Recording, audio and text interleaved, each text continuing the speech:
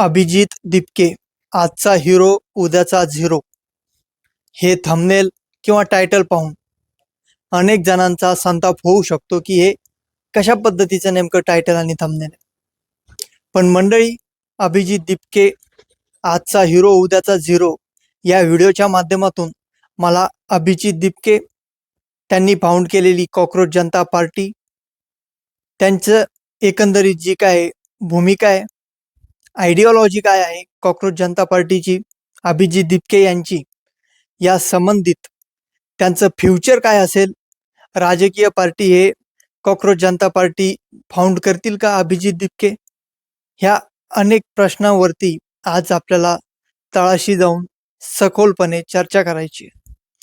आणि हा व्हिडिओचा मी रिसर्च करत असताना विचार आला डोक्यात की अभिजित दिपके आणि कॉकरोच जनता पार्टी याबद्दल व्हिडिओ का बनवायचा, लोक का बघतील हा व्हिडिओ. पण मंडळी, ह्याचं उत्तर सोपं होतं. डोक्यात आलं की कॉकरोच जनता पार्टी आणि अभिजित दिपके ज्या पद्धतीने भूमिका घेत आहे आणि ग्राउंडवरती जाऊन त्यांची टीम, कॉकरोच जनता पार्टीचे जे काय बाकीचे मेंबर्स आहेत, स्पोक पर्सन आहेत, आशुतोष रांका असतील, सौरव दास असतील, स्वतः अभिजित दिपके असतील, खूप मोठी टीम त्यांनी एस्टॅब्लिश केली आहे. सर्वांचे नावं घेणं शक्य नाहीये, परंतु संपूर्ण भारतामध्ये पश्चिम बंगाल असेल, राजस्थान असेल, मध्य प्रदेश असेल, महाराष्ट्र असेल, प्रत्येक ठिकाणी कॉकरोच जनता पार्टी अति गांभीर्याने काम करत आहे. त्यांच्या कामाचं कौतुक व्हायला पाहिजे का? नक्कीच व्हायला पाहिजे. कॉकरोच जनता पार्टी नेमकं काय करते हे समाजासमोर येणं गरजेचं आहे. त्याच्यासाठी मी थोडंसं रिसर्च केलं, ॲनालिसिस केलं आणि हा व्हिडिओ बनवण्याचा निर्णय घेतला. कॉकरोच जनता पार्टीचं भविष्य काय, त्यांची विचारसरणी काय, या अनेक बाबीवरती आपण सविस्तर या व्हिडिओमध्ये चर्चा करणार आहे. तर मंडळी, तुमच्या सर्वांचं स्वागत. मी मंगेश हुसे. तर आपण व्हिडिओला सुरुवात करूया. मंडळी, जर तसं बघायला गेलं तर 2014 पासून ते आज 26 पर्यंत भाजपाने, अमित शहाने, नरेंद्र मोदीने ज्या पद्धतीने त्यांची हुकुमशाही जी आहे ती एस्टॅब्लिश करण्यासाठी, प्रस्थापित करण्यासाठी भारतामध्ये प्रयत्न सुरू केले होते. जी काय बिल्डिंग, बीजेपीला हुकुमशाहीची बिल्डिंग एक बनवायची होती, त्या बिल्डिंगची भिंत पाडण्याचं काम कॉकरोच जनता पार्टी, अभिजित दिपके यांनी केलेलं आहे. भारताला झोपेतून जागं करण्याचं, भारताला त्यांचं स्वातंत्र्य काय याचं महत्त्व पटवून देण्याचं काम अभिजित दिपके आणि त्यांच्या टीमने केलेलं आहे असं आपल्याला म्हणावं लागेल. मंडळी, हुकुमशाही हा जो शब्द आहे तो जर लोकशाहीच्या बद्दल ज्या काही कन्सेप्ट आहेत, भारताचं जे काही स्वातंत्र्य आहे त्याला धोक्यात टाकणारी ही हुकुमशाही आहे. थोडक्यात सांगायचं जर झालं, बीजेपी कशा पद्धतीने हुकुमशाहीकडे भारताला घेऊन चाललेली होती किंवा जात आहे याचं उदाहरण जर बघायचं झालं तर तुम्ही हिटलरचं उदाहरण घ्या. जर्मनीमध्ये त्यांनी कशी हुकुमशाही आणली होती. आता तुम्ही म्हणता की कॉकरोच जनता पार्टी बद्दल बोलायचं होतं, पण याने मधातच हे काय सुरू केलं की हुकुमशाही आणि वगैरे वगैरे. पण आपल्याला कॉकरोच जनता पार्टी बद्दल सविस्तर समजून घ्यायचं असेल तर अगोदर पार्श्वभूमी जी आहे मागच्या 10, 15, 20 वर्षाची, त्याच्यात आपल्याला थोडंसं वेळ द्यावा लागेल. आणि अशी आशा करतो की तुम्ही सकारात्मक दृष्टीने हा वेळ द्याल हा व्हिडिओसाठी. तर हुकुमशाहीकडे कसा चालला होता भारत, जसं जर्मनीमध्ये हिटलरने मीडिया कंट्रोल केला. पूर्ण जे काही वृत्तपत्र होते, न्यूजपेपर, त्याच्यामध्ये हिटलर कसा चांगला आहे हे त्याने लोकांना पटवून दिलं. हिटलर शिवाय जर्मनीला पर्याय नाही, त्यांनी हे लोकांना पटवून दिलं. आणि नंतर एक वेळ अशी आली, मीडियावरती कंट्रोल करून एक देव म्हणून हिटलरला लोक तिथले बघू लागले. हा इतिहास नव्याने सांगण्याची गरज नाही. त्याच पद्धतीने पहिलं पाऊल भारतामध्ये जे आहे आणि होत आहे हुकुमशाहीकडे जाण्याचं, ते होत होतं मीडिया कंट्रोल. आज तक, त्यानंतर रिपब्लिक इंडिया, जे काही युट्यूबला पण गोदी चॅनल्स आहेत जे मोदीची वाहवा करत असतात आणि त्यांच्या चुकीवर ते बोट ठेवत नाही. इवन जर मोदींचं काही चुकलं, बीजेपीचं काही चुकलं, तरीही त्याला मलमपट्टी करण्याचं काम हे गोदी मीडिया करतात. म्हणजे न्यूजपेपर बघा, डिजिटल प्लॅटफॉर्म बघा, सोशल मीडिया बघा, मोदी मोदी मोदी मोदी. मोदीला एक देवाचं रूप देण्याचं काम या गोदी मीडियाने केलं आणि मोदींनी बीजेपीनी मीडिया चांगल्या पद्धतीने कंट्रोल केला होता. जसं हिटलरने आपण केलं, हिटलरने जसा कंट्रोल केला होता मीडिया त्या पद्धतीने. देश के पापा या नावाने तुम्ही एक प्रोग्राम करतात आज तक वरती, तुम्ही जर बघितलं असाल फादर्स डेच्या वेळेला देश के पापा म्हणून मोदीजीला संबोधण्यात येतं. ह्याच्यापेक्षा लाजिरवाणी गोष्ट कोणती असू शकते? तर पहिलं काम हुकुमशाहीकडे जाण्याचं जे होतं ते होतं मीडिया कंट्रोल करणं. त्यानंतर प्रशासनावर एक दडपशाही करण्याचा प्रयत्न. जे काही शासकीय ऑफिसेस आहे, ज्या काही यंत्रणा आहे, जे काही अधिकारी आहेत, त्याच्यावरती नियंत्रण मिळवणं, त्यांना आपल्या कब्जात घेणं. जे काही वरतून आदेश येईल मोदी सरकारचा तेच प्रशासनाला कोणताही प्रश्न न करता मान्य करणं. अशा पद्धतीने प्रशासनावर नियंत्रण मिळवलं, मीडियावरती नियंत्रण मिळवलं. आणि जो कोणी इंडिपेंडन्स जर्नलिस्ट असेल, पत्रकार असेल, जो बीजेपीच्या विरोधात जाऊन प्रश्न विचारेल किंवा एखादा इन्व्हेस्टिगेशन करेल, तर तो पत्रकार गायब. अशा पद्धतीच्या ज्या आहेत बातम्या, पुरावे आपल्याकडे उपस्थित आहेत. तर बीजेपीवरती थोडक्यात कोणीही प्रश्न करायचा नाही, मीडिया कंट्रोल करायचा, प्रशासनावर कमांड करायची, कोर्ट कचेरीमध्ये जाऊन न्यायालयावरती एक नियंत्रण मिळवायचं, जास्तीत जास्त जे काही निर्णय बीजेपीच्या बाजूने वळवायचे आणि विरोधकांच्या वरती ईडी, सीबीआय, इन्कम टॅक्सच्या रेड टाकायच्या, खोट्या केसेसमध्ये त्यांना फसवायचं. महाराष्ट्रामध्ये संजय राऊत यांना ईडीच्या याच्यात फसवलं. नंतर ते समोर आलं की यांनी काही घोटाळा जो आहे तो झालेलाच नव्हता संजय राऊतांच्या बद्दलचा. त्यानंतर अनिल देशमुख राष्ट्रवादीचे, त्यांना ईडीचा धाक देऊन त्यांना जेलमध्ये टाकण्यात आलं. म्हणजे थोडक्यात ह्या सरकारी यंत्रणेचा वापर करून विरोधकांना संपवायचं, मीडिया कंट्रोल करायची, प्रशासनावर कमांड करायची, जो कोणी बोलेल विरोधात त्याला गायब करून टाकायचं. अशा पद्धतीने एक एक करून जे काही धोरण होते सरकारचे बीजेपीच्या, ते लोकांच्या अंगलटी येत आहेत. अशा पद्धतीनेच हुकुमशाहीकडे आपण चाललेलो होतो. तर अभिजित दिपके आणि कॉक्रोच जनता पार्टीवरती आपण परत येऊया, जो आपला आजचा मूळ विषय. त्या ठिकाणी जर बघितलं तर अभिजित दिपके यांनी काय केलं, जे काही बीजेपीची एक स्ट्रक्चर होतं, एक साचा होता की ज्या ठिकाणी मोदीला कोणी प्रश्न विचारू शकणार नाही, अमित शहाला प्रश्न विचारू शकणार नाही, विरोधकांनी जर संसदेत आवाज उचलण्याचा प्रयत्न केला, राहुल गांधी जर काही बोलायला गेले तर त्यांचा माईक बंद करायचा, त्यांना बोलू द्यायचं नाही. अशा पद्धतीचं एकंदरीतच चित्र बीजेपीने उभा केलं होतं. अशा परिस्थितीत लोक घाबरत होते बीजेपीच्या विरोधात जाऊन की बाबा नको काही टिप्पणी करायला. पत्रकार लोक बोलायला घाबरायला लागले, मोदींच्या विरोधात छापायला घाबरायला लागले. हे जे दडपशाही होती, हे जे काही हुकुमशाही होती, ती अत्यंत धोकादायक होती भारतासाठी. त्या ठिकाणी अभिजित दिपके यांचा एक नाव समोर आलं. ज्या पद्धतीने कॉक्रोच जनता पार्टी फाउंड झाली त्याचं कारण सर्वांना माहितीच आहे. चीफ जस्टिस ऑफ इंडिया न्यायमूर्ती सूर्यकांत यांनी एक टिप्पणी केली की बाबा हे पोरं जे कॉक्रोचेस आहे, बेरोजगार वगैरे पॅरासाइट्स म्हणला येत. तर त्यांनी कॉक्रोच जनता पार्टी मग तिथून फाउंड झाली. अभिजित दिपकेने सगळ्यांनी एक त्यांच्या ट्विटरवर ट्विट केलं अभिजित दिपकेने की बाबा सगळे कॉक्रोचेस जर एकत्र आले तर काय होईल. मग ती स्टोरी सगळ्यांना माहिती आहे. कॉक्रोच जनता पार्टीचं इंस्टाग्रामला पेज सुरू झालं. थोड्याच दिवसात त्यांनी मिलियनमध्ये जे फॉलोअर्स आहेत त्यांना मिळाले. बीजेपीचं जे काही इंस्टाग्रामचं हँडल आहे सोशल मीडियाचं, त्याचं क्रॉस करून गेले ते बीजेपीला. पुढे जाऊन काँग्रेसचे जे काही 14-15 मिलियन इंस्टाग्रामला फॉलोअर्स आहे त्याचं रेकॉर्ड ब्रेक करून ते आज 26 मिलियन 2,60,00,000 लोक या कॉक्रोच जनता पार्टीला जुळल्या गेले. तर कॉक्रोच जनता पार्टी यांचे जे काही फॉलोअर्स आहे यामध्ये जवळपास 70 ते 75% जो वर्ग आहे तो जनरेशन झेड आणि जेनझी आपण जर सध्या ट्रेंडिंगचा विषय ते लोक त्या ठिकाणी जुळल्या गेले. त्यानंतर जेन झी आणि युवा वर्ग जे काही MPSC UPSC स्पर्धा परीक्षा हे जे लोक आहे मोठ्या प्रमाणात 2,60,00,000 जे काही लोक इंस्टाग्रामला दीपकेचे फॉलोअर्स आहे, कॉक्रोचचे फॉलोअर्स आहे, ते सगळे हे लोक आहेत जे भारताची दिशा ठरवणार, भविष्य ठरवणार अशा पद्धतीचे हे फॉलोअर्स त्यांना मिळाले.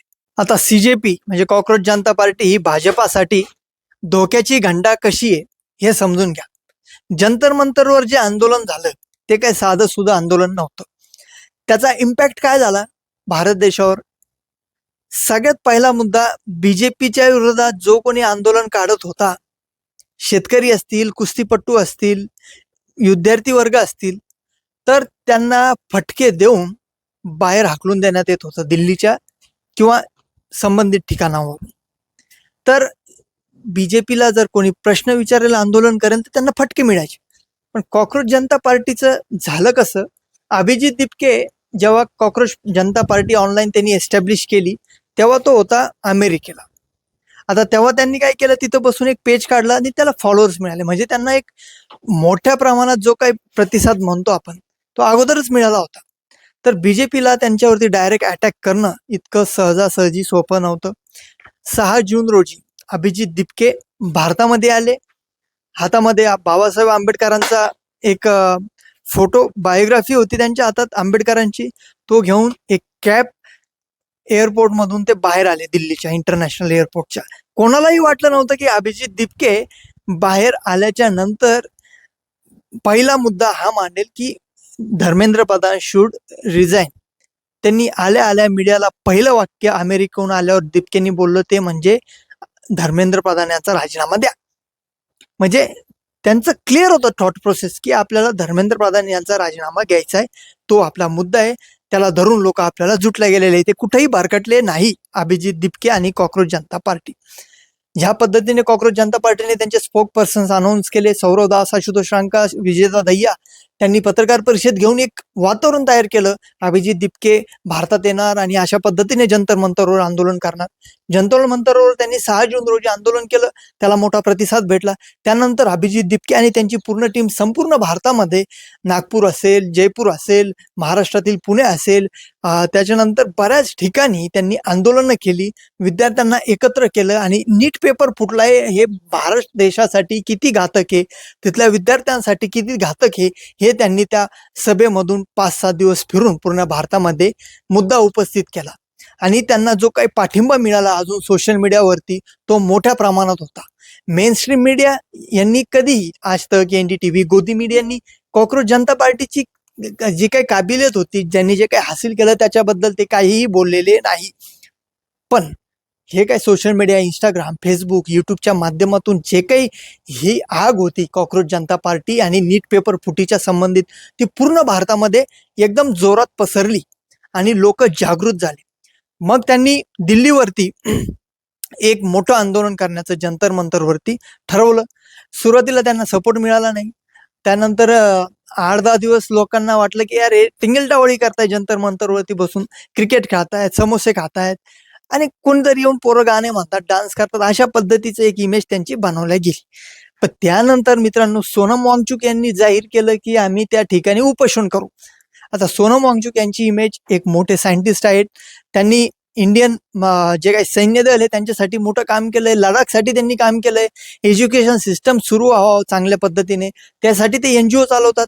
तर धर्मेंद्र प्रधान यांची राजीनामा जर घ्यायचा असेल तर मोदीवरती आपल्याला मोठ्या प्रमाणात दबाव टाकावा लागेल, BJPवरती दबाव टाकावा लागेल, ही मानसिकता धरून सोनम वांगचुक हे उपोषणाला बसले.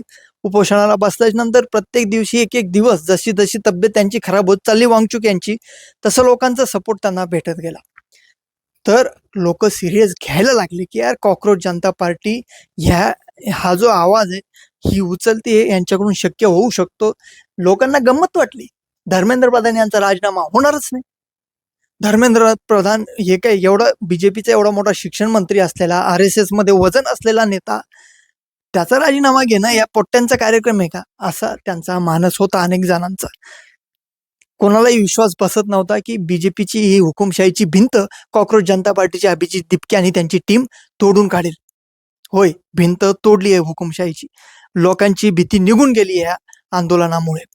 आता या जंतर मंतरचा इम्पॅक्ट असा झाला या आंदोलनाचा, धर्मेंद्र प्रधान यांचा राजीनामा आला, कॉक्रोच जनता पार्टी फाऊंड झाली. लोकांचा आवाज अजूनही एकजूट जर झाला तर मोठे मोठे सरकार कोसळू शकते, ही एक विचारसरणी परत उदयास आली कॉक्रोच जनता पार्टीच्या निमित्ताने. 2014 पासून मोदी जे म्हणतील ते ऐकायचं लोकांनी, बीजेपी जे सांगेल ते ऐकायचं, प्रश्न कोणी करायचा नाही, जो प्रश्न करेल तो देशद्रोही, अँटी नॅशनलिस्ट, पाकिस्तानी, अशा पद्धतीचे कमेंट येत होत्या. पण जंतर मंतरचं जे आंदोलन झालं त्यांनी सिद्ध केलं की लोकांची, तरुणांची, जेनझीची ही एकजूट जर एक झाली तर बीजेपीला घाम फोडू शकते, आणि घाम फोडला, धर्मेंद्र प्रधान यांचा राजीनामा आला. आणि याचा इम्पॅक्ट ह्या कॉक्रोच जनता पार्टीच्या आंदोलनाचा आपण संपूर्ण भारतामध्ये पाहतोय. प्रत्येक तरुण, आता त्यांनी एक नवीन कॅम्पेनिंग काढलंय, स्कूल ठीक करो, कॉक्रोच जनता पार्टीने, त्यामार्फत ते शाळा सुधारण्याच्या भाषा करतायत, तर त्याला चांगला सपोर्ट सुद्धा भेटतोय. तर हा जो इम्पॅक्ट आहे, लोक प्रश्न करायला लागलेले आहे, बीजेपीच्या मनातली भीती भारत हृदय हुकुमशाहीकडे जाईल का, ह्या प्रश्नाचं जे काय उत्तर होतं ते मिळालं, आणि भारतात हुकुमशाही नाही लोकशाहीच जिवंत असेल हे आंदोलनामुळे कळालं. सगळ्यात महत्वाचं, लोकांची भीती बीजेपी बद्दलची कमी झाली. मी स्वतः मोकळ्या मनाने बोलायला लागलोय. कॉक्रोच जनता पार्टीच्या आंदोलनामुळे मी इन्स्पायर झालोय स्वतः ॲज अ जर्नलिस्ट, की यार मंगेश, तू मोकळ्या मनाने बोलू शकतो, मुद्दा मांडू शकतो, तुला हक्क आहे. जी भीती होती ती माझ्याही मनातली कमी झाली ना मंडळी. तर हे सीजेपीच्या, कॉक्रोच जनता पार्टीच्या अभिजित दिपकेच्या यांच्या ह्या कामाचा इम्पॅक्ट. मंडळी कसं आहे, एखाद्याच्या आयुष्याबद्दल किंवा त्यांच्या टीम बद्दल आपल्याला अनालिसिस करायचं आहे की बाबा उद्या चालून हे काय करतील.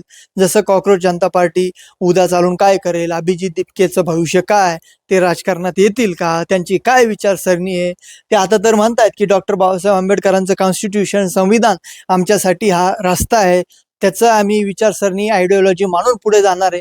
ह्या झाल्या वरवरच्या डिस्कशन. पण आपल्याला जर एखाद्याचं अनालिसिस करायचं आहे भविष्याचं, तर त्यांचा इतिहास काय राहिलाय, त्यांचं भविष्य काय राहिलंय, त्यांची सुरुवात कुठून आहे, ह्या गोष्टी आपल्याला अगोदर सविस्तरपणे समजून घ्यावे लागेल. अभिजित दिपके यांचं जर बघितलं बालपण, त्यांचं मूळ गाव हिंगोली जिल्ह्यातलं संतूक पिंपरी, त्याच्यानंतर त्यांचे वडील हे इंजिनियर होते. संभाजीनगर MIDC या ठिकाणी त्यांनी त्यांचं इंजिनिअरिंग मध्ये पूर्ण आयुष्य घालवलं, आता ते रिटायर आहेत. अभिजित दिपके यांचं शालेय शिक्षण संभाजीनगरला झालं.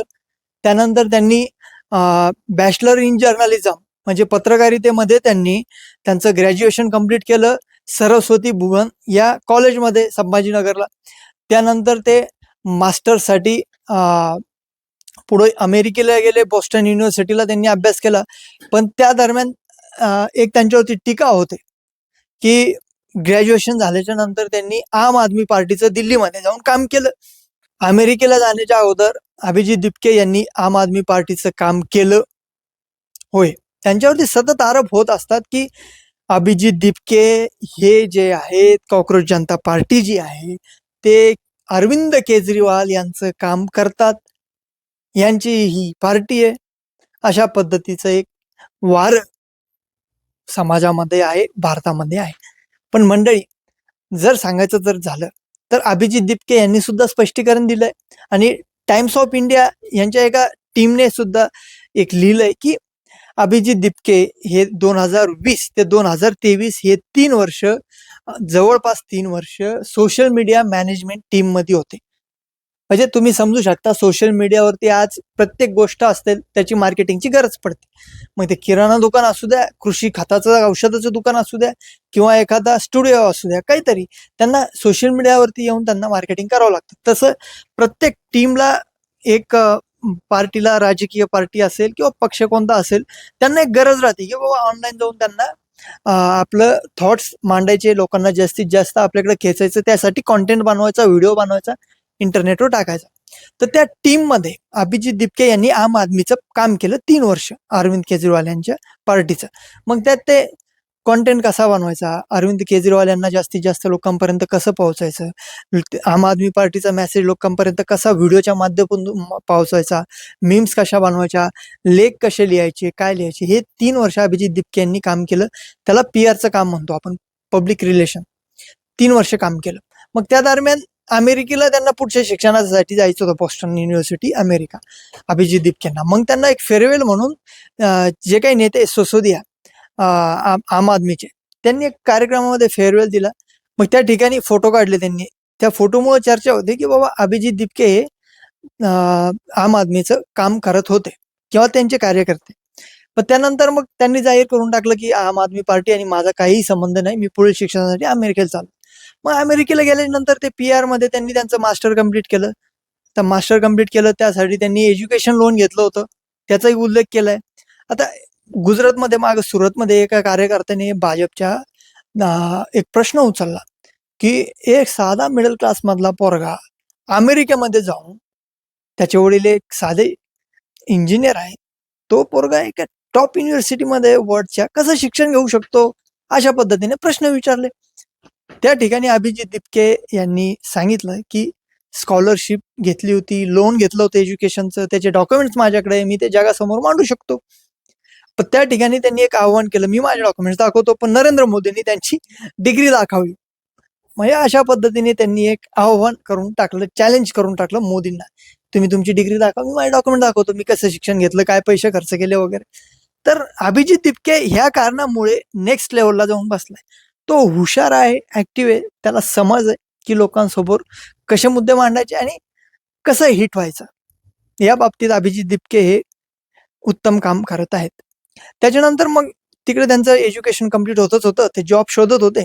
आणि नंतर आता तुम्ही पाहू शकता ज्या पद्धतीने कॉक्रोच जनता पार्टी फाउंड झाली वगैरे, आता ते इकडे आलेले आहे भारतामध्ये. आणि ते स्वदेश पिक्चरमध्ये शाहरुख खान जसं विदेशातून येऊन त्या गावकऱ्यासाठी काम करतो, तसंच त्यांनी 15 ऑगस्टला जे काही कॅम्पेनिंग लॉन्च केलं, स्कूल ठीक करो, या माध्यमातून त्याला चांगला प्रतिसाद भेटतोय. एकंदरीतच कॉक्रोच जनता पार्टीचे अभिजित दिपके जे काही फाउंडर आहे, त्यांची ही पार्श्वभूमी होती, एक इतिहास होता.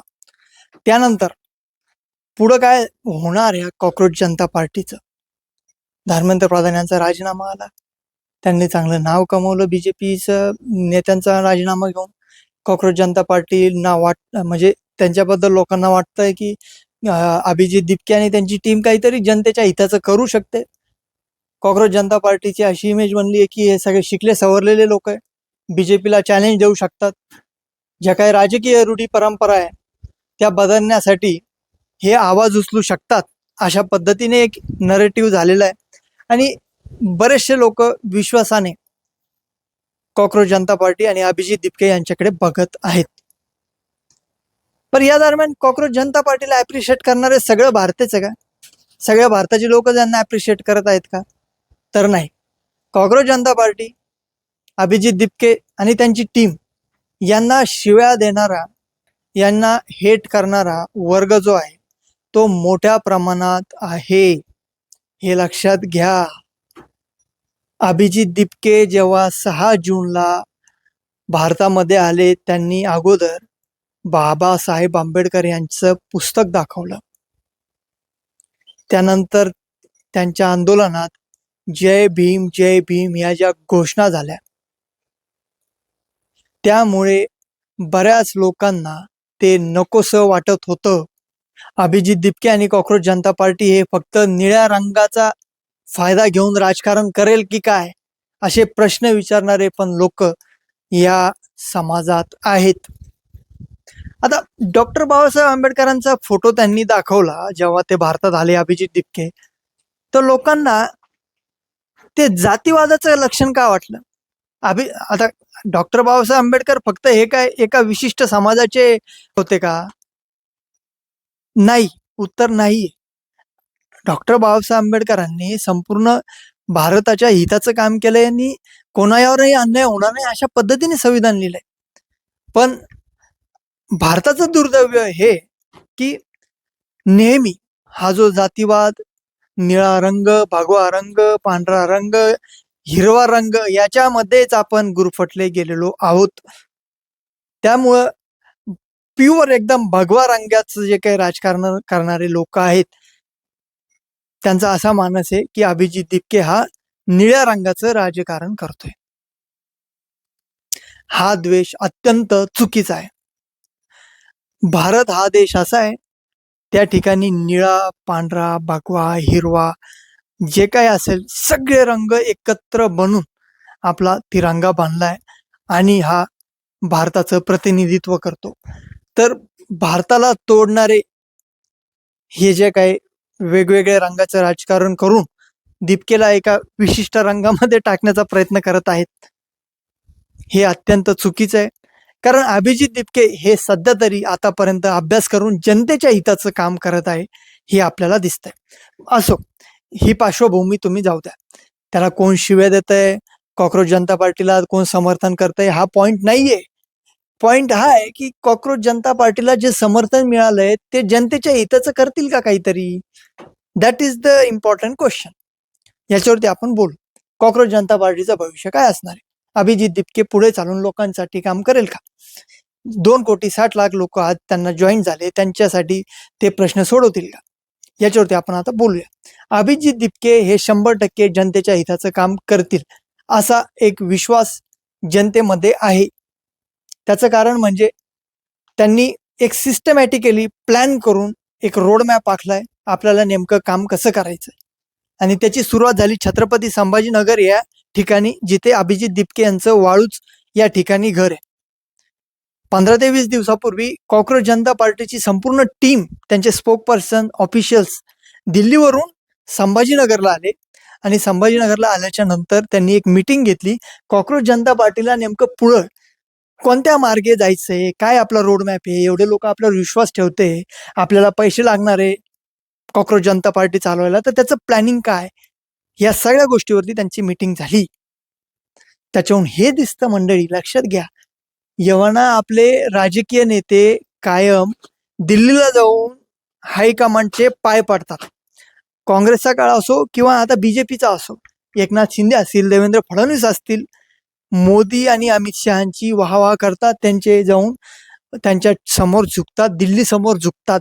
पण अभिजित दीपके संभाजीनगरला बसून आपल्या महाराष्ट्राचा माणूस, त्याने त्याची टीम संभाजीनगरला बोलवली.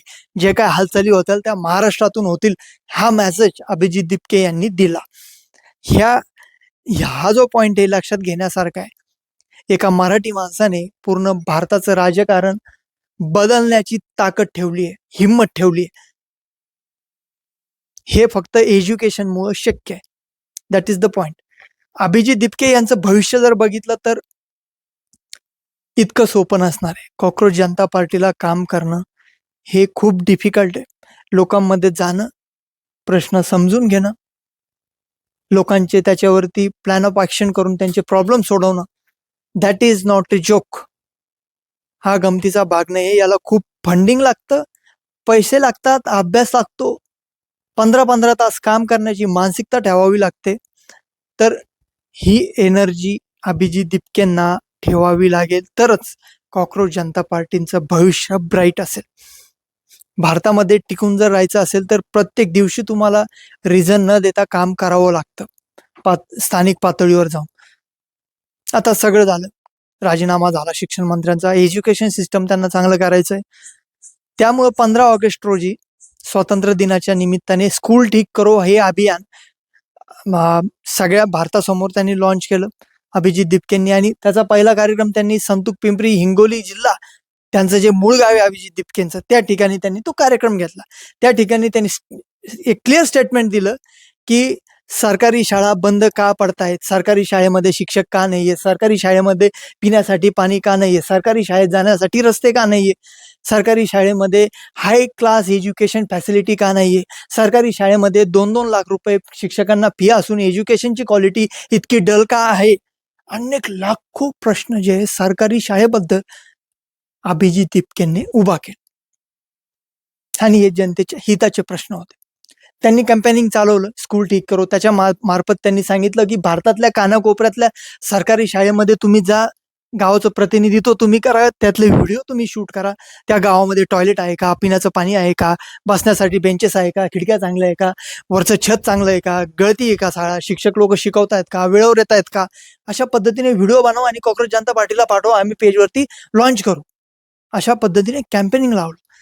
आणि हे कॅम्पेनिंग आतापर्यंत एकाही राजकीय पक्षाने चालवलं नव्हतं शाळेबद्दल.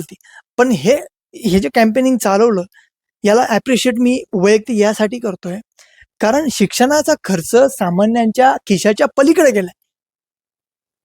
हे जे नवीन प्रायव्हेटायझेशन चालू आहे शाळेचं शिक्षण, म्हणजे 1,00,000 शाळा मागच्या काही दिवस 5 ते 6 वर्षामध्ये 1,00,000 सरकारी शाळा बंद पडल्या आणि मोठ्या झपाट्याने हे जे काही प्रायव्हेट स्कूल आहे सुरू होत आहेत. तर प्रायव्हेट स्कूल ज्या सुरू होत आहेत त्या कोणाच्या आहे? नेत्या लोकांच्या आहे, पुढारी मंडळांच्या आहे. म्हणजे शिक्षण महाग करून टाकायचं, 1-1 लाख फीस करून टाकायची. विद्यार्थ्यांचे जे काही पालक आहे त्यांचं घर्षण झालं पाहिजे एका पद्धतीचं फीस भरून. त्यांचं मानसिक खच्चीकरण होतं फीस भरून 1-1 लाख रुपये. 2-2 लाख, 3-3 लाख फीस आहेत विद्यार्थ्यांच्या. तर त्या ठिकाणी तो खर्च का इतक्या प्रमाणात होतोय? आपण एक गोरगरीब लोक इतक्या मोठ्या प्रमाणात टॅक्स देते त्यांना शिक्षण व्यवस्थित नाही मिळावं? हा प्रश्न अभिजित दिपकेंनी उचलला. तर याला चांगल्या पद्धतीने एक सपोर्ट मिळाला. ज्या शाळेमध्ये कॉक्रोच जनता पार्टीने ऍक्शन्स घेतल्या, मुद्दे मांडले, लिस्ट बनवली काय पाहिजे, तर काही दिवसातच 4-5 दिवसातच त्या शाळेमध्ये टॉयलेट दुरुस्ती व्हायला लागली, सीसीटीव्ही कॅमेरे लागायला लागले, शिक्षक वेळेवर यायला लागले, शाळेतील स्वच्छता व्यवस्थित व्हायला लागली. शिक्षक भरतीचे मुद्दे, शिक्षकांची आणखी गरज आहे विद्यार्थ्यांना शिकवण्यासाठी, हा उभा राहिला. एकंदरीत बेरोजगारी जी वाढत चाललेली होती भारतातली, त्या ठिकाणी दिपके म्हणाले की शिक्षक ज्या ठिकाणी 2 शिक्षक आहेत, 70-80 विद्यार्थी आहेत, तिथे 4 शिक्षकांची गरज आहे, 2 जागा भरा. ह्या पद्धतीने मेसेज या कॉक्रोच जनता पार्टीच्या स्कूल ठीक करो या आंदोलनातून, या कॅम्पेनिंग मधून बाहेर पडला. आणि याचं कौतुक करावं लागेल आपल्याला भारतीय म्हणून, कारण एज्युकेशन सिस्टम खूप खराब आहे. एज्युकेशन सिस्टमवरती ते चांगल्या पद्धतीने काम करतायत. तर एकंदरीतच या पद्धतीने जर कॉक्रोच जनता पार्टीने मुद्दे उचलले, या प्लॅन ऑफ ऍक्शन घेतला की बाबा लोकांच्या हिताचं काहीतरी करायचं आहे. आता यानंतर ते विचार करताय एकदा स्कूल ठीक करो मध्ये थोडस 2-3 महिने टाकले, शाळांमध्ये सुधारणा केल्या, त्यानंतर गव्हर्नमेंट हॉस्पिटल जे काही दुर्व्यवस्था आहे, लोकांचा इलाज जो आहे ट्रीटमेंट, तो खूप पैसे लागतात, त्यासाठी आपण बघतो त्याच्यावरती ते काहीतरी कॅम्पेनिंग चालवणार आहे अशी चर्चा आहे, पण ऑफिशियल माहिती समोर आलेली नाही. तर स्कूल ठीक करो, नीट पेपर फुटी, विद्यार्थ्यांच्या हिताचं, स्कूल ठीक करो लोकांच्या हिताचं, आणि गव्हर्नमेंट हॉस्पिटल याची सुधारणा व्हावी हे पण लोकांच्या हिताचं आहे. हे जर अशा पद्धतीने करत गेले तर लोक डोक्यावर घेतील कॉक्रोच जनता पार्टीला, अभिजित दिपकेला, याच्यात वाद नाही. तर मंडळी, एकूणच आता येणाऱ्या दिवसात कॉक्रोच जनता पार्टी यांचं जे वर्चस्व आहे राजकीय दृष्ट्या ते महत्वाचं असणार आहे.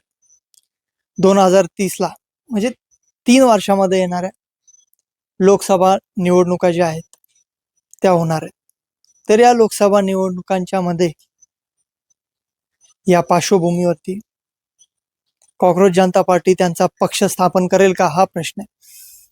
तर मंडळी, एकंदरीतच त्याचा अंदाजा लावणं सध्या तरी अवघडच आहे, कारण राजकीय पक्ष स्थापन करणं म्हणजे गमतीचा भाग नसतो. त्याला मोठ्या प्रमाणात फंडिंग लागते आणि ती फंडिंग सध्या कॉक्रोच जनता पार्टीकडे नाहीये, हे वास्तव आहे. तर कॉक्रोच जनता पार्टी मग अशा परिस्थितीत काय करू शकते? एक प्रेशर ग्रुप बनवू शकते, जसं त्यांनी सांगितलं. एक दबाव तंत्र ते सरकारवर आणू शकते आणि दबाव टाकू शकते सरकारवर.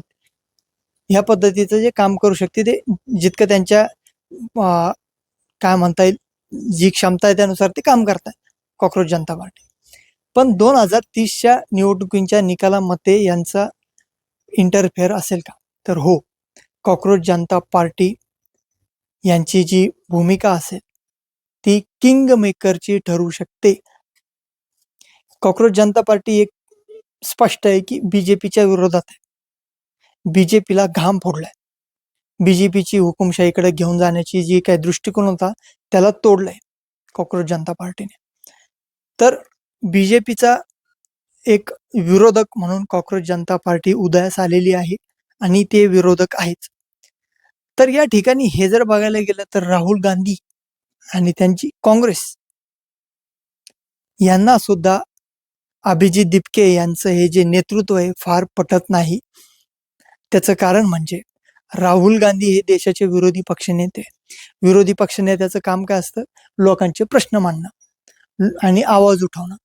आणि ह्या 2 वर्षामध्ये चांगल्या पद्धतीने विरोधी पक्षनेत्याचं काम राहुल गांधी यांनी केलंय.